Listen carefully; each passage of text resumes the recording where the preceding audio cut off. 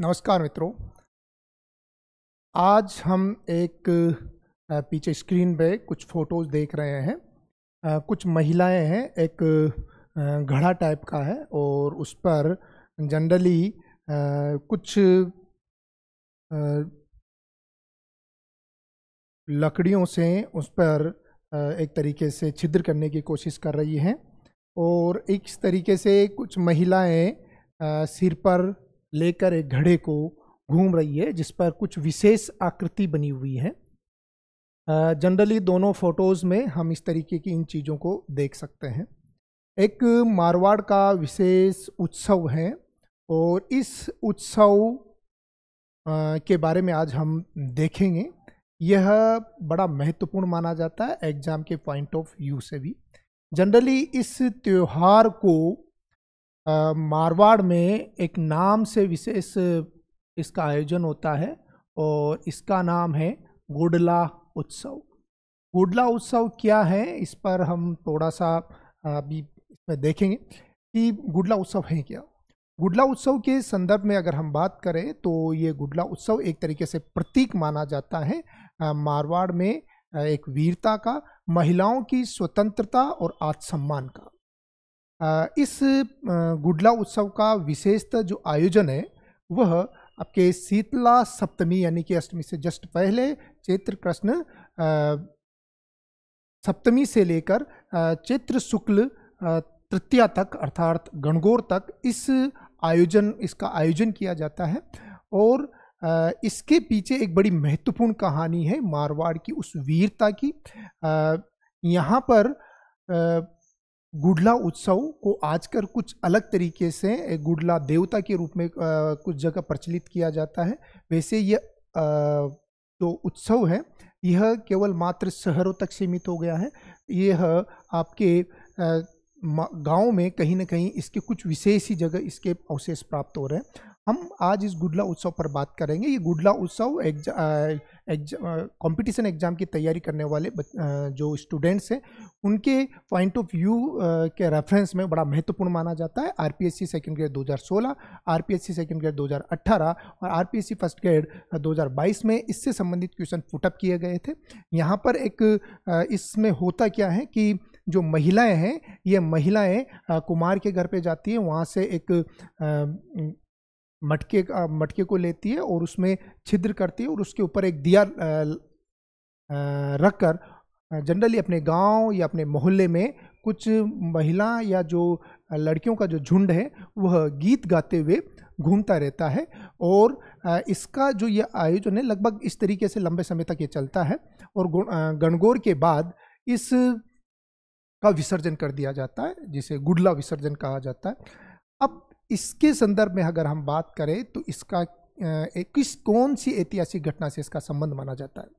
ये समय माना जाता है लगभग 1490 के आसपास का और उस दौरान मारवाड़ में जोधपुर रियासत की स्थापना हो चुकी थी। राव जोधा जिन्होंने मारवाड़ में राठौड़ वंश की स्थापना की थी, उनके पुत्र राव सातलदेव राठौड़ हुआ करते थे और वह इस समय मारवाड़ के शासक हुआ करते थे। यहाँ पर मारवाड़ के जो राठौड़ हैं इनका जो लगातार राज्य का विस्तार हो रहा था तो उससे जो मांडू जनरली जो एमपी में पड़ता है, मांडू के जो सुल्तान था नासरुद्दीन, वह नासरुद्दीन आतंकित हो चुका था और उसी तरीके से इनका जो राज्य का विस्तार उधर पाकिस्तान का जो वर्तमान पाकिस्तान का जो सिंध क्षेत्र है, यहाँ का जो शासक था वह भी आतंकित हो चुका था। इस स्थिति में इन्होंने मल्लू खां जो एक तरीके से आपके अजमेर में है, अजमेर में मल्लू खां हुआ करता था, इस मल्लू खां को सहायता प्रदान की और इनके इस विस्तार को रोकने के लिए इसने इसको कोऑपरेट करना शुरू किया। अब यहाँ पर मल्लू खां मांडू और सिंध के शासकों से सहायता प्राप्त करने के बाद वह लूट मार शुरू कर देता है मारवाड़ रियासत में और एक बार जब ये लूटमार कर रहा था तो लूटमार करता हुआ यह जोधपुर के पिपाड़, जो वर्तमान में पिपाड़ सिटी मानी जाती है, पिपाड़ तक पहुंच जाता है। और लूट मार करके जब ये सुबह सुबह निकल रहा था तो उस दौरान यहाँ पर कुछ गणगौर की जो तीजड़ियाँ, जनरली गणगौर पूजने वाली जो महिलाएं हैं, वह महिलाएं वहाँ पर सुबह सुबह स्नान कर रही थी, शीतलाष्टमी के पूजन के लिए जा रही थी। उसी दौरान 140 जो महिलाएं हैं और बालिकाएं, उनको ये मल्लू खां का एक सेनापति हुआ करता था जिसका नाम था गुडले खां। और ये जो गुडले खां इन महिलाओं को वहाँ से उठाकर बंदी बनाकर या अपहरण करके अजमेर की तरफ निकल पड़ता है। जब यह सूचना मारवाड़ के तत्कालीन शासक राव सातलदेव राठौड़ को मिलती है तो राव सातलदेव राठौड़ तुरंत अपनी तैयारियों के लिए आदेश देते हैं, लेकिन उस समय इस प्रकार की एक बड़ी सेना एकत्रित करना असंभव था। अपनी बची हुई छोटी सी सेना के साथ ही राव सातलदेव उन 140 महिलाओं को वहाँ से बचाने के लिए निकल पड़ते हैं। और उस समय गुडले खां ज़्यादा दूरी तक तय नहीं कर पाया था और वह पिपाड़ से आगे बढ़ता हुआ कोसाणा तक पहुंचाता था, जो वर्तमान में जोधपुर के भोपालगढ़ तहसील में स्थित है। कोसाणा में जब वो वहाँ पर पहुंचा, उसी दौरान राव सातलदेव राठौड़ ने इस गुडले खां को घेर लिया। और जब वो महिलाओं को, जो महिलाएं थी, उन महिलाओं को छोड़ने के लिए उससे कहा गया, लेकिन जब गुडले खां की पैशाच प्रवृत्ति है, उस पैशाच प्रवृत्ति से जब वो निदान नहीं आता है तो उस दौरान राव सातलदेव राठौड़ ने वहाँ पर एक ज़बरदस्त आक्रमण किया अपनी छोटी सेना के साथ, जबकि मल्लू खां के साथ उसका जो सेना नायक गुडले खां था, उसके अलावा सिंध का एक सेना नायक सियार खां भी था।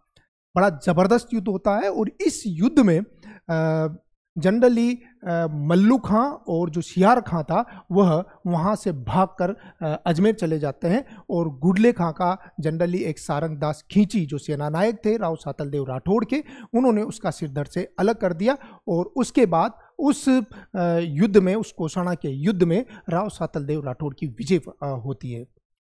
इसके बाद उन 140 महिलाएं और बालिकाएं थी, उनको स्वतंत्र कराया जाता है और उन्हें वापस ले आए, मारवाड़ और पिपाड़ लेके आते हैं।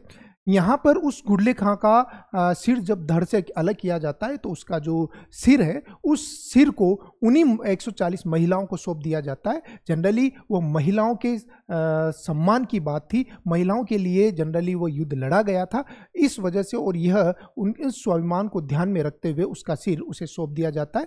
और वह महिलाएं रात में उसके नीचे डंडा लगाकर और उसे जलाकर, उसके सिर को जलाकर पूरे पिपाड़ सिटी में गीत गाते हुए घूमती है।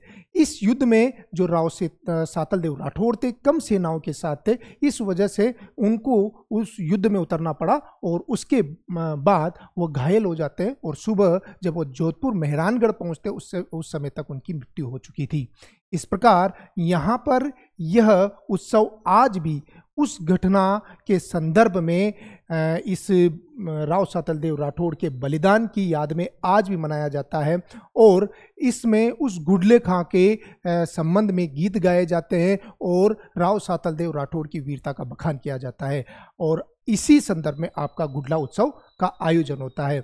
आज भी यह गुडला उत्सव इस मारवाड़ के जोधपुर, बाड़मेर, नागौर और जैसलमेर क्षेत्र में शीतला सप्तमी से लेकर चैत्र शुक्ल तृतीया तक इस उत्सव का आयोजन किया जाता है। यहाँ पर यह उत्सव उस राव सातलदेव राठौड़ की उस वीरता का प्रतीक है और प्रतीक इसके साथ है महिलाओं की स्वतंत्रता का और महिलाओं के स्वाभिमान का, जो आज भी मारवाड़ में प्रचलित है।